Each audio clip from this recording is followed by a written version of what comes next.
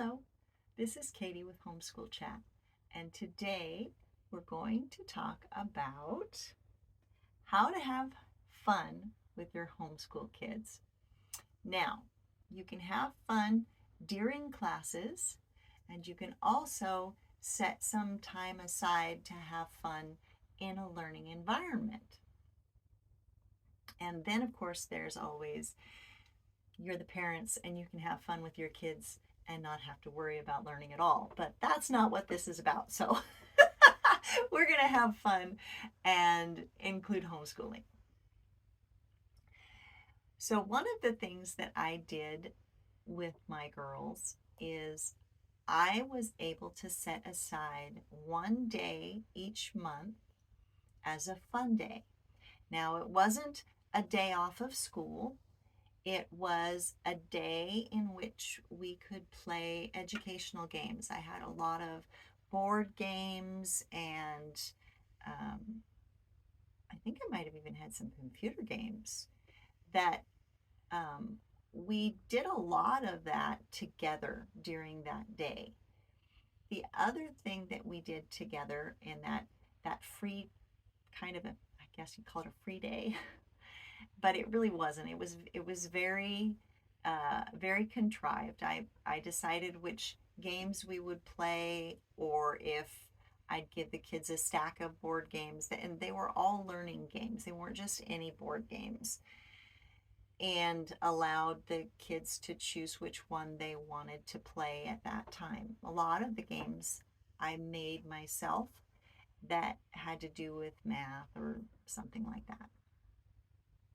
Anyway, the other thing that you can do is you can sit down together on your free day and you can color together. That's art, and it's also very good for your soul. And it also allows you time to be able to visit with your homeschool kids in a very non stressful and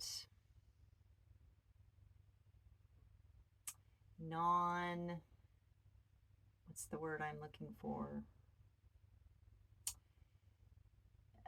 Productive way, I guess you'd say. I mean, I don't want to say you're being non-productive, but you don't have to worry about an end result being done in an hour, or your assignment has to be done at this in this particular time. You don't have to worry about that. You can just enjoy the moment, which is a wonderful homeschool experience. Some of the other things that you can do is you can take your child on field trips. And field trips can be from going to the zoo to visiting gardens, if there's some gardens in your city or town that are just beautiful. They can be I'm trying to think of something, museums, going to visit museums, anything that you would think is educational.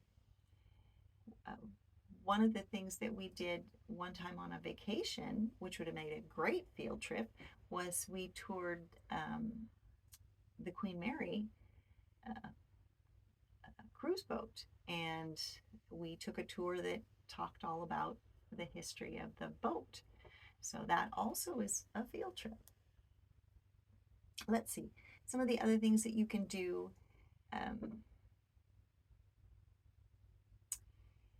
You can actually use a free day, or you can use some time to talk to your students about how they feel about their classes and get some feedback. Now, sometimes you don't need feedback because you're with them all the time and you know what they feel or how they feel. But also, it might be a good time to take suggestions without it seeming like the child is suggesting you change your class. Just to dial in your classes. Watching educational shows is another thing that you can do with your homeschool kids that's fun. We used to like to watch Zaboomafoo together as teacher and students. because we liked it. It's all about animals. And how can you go wrong with that, right? Um, some of the other things that you can do is you can cook together. That's actually a home ec kind of a thing. So you can bake something, you can maybe make a meal, you can make a big production. If you are a family that loves to cook, you can make a big production out of cooking. You can decide that today my homeschool kids and I are going to make a fancy dinner and we are going to eat it tonight, or we're going to have guests come and eat it tonight. And those kinds of things are really fun, preparing for events, preparing something that's special. The other thing that you can do is science experiments. Science experiments are super fun to do with your children.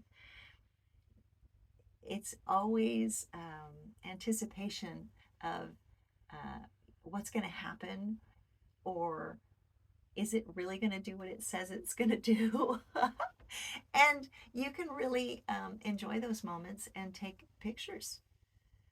The other thing that you can do is you can set up to take pictures throughout the year, and you can actually make a school annual for your little homeschool group, even if it's just one student, because your student works hard and their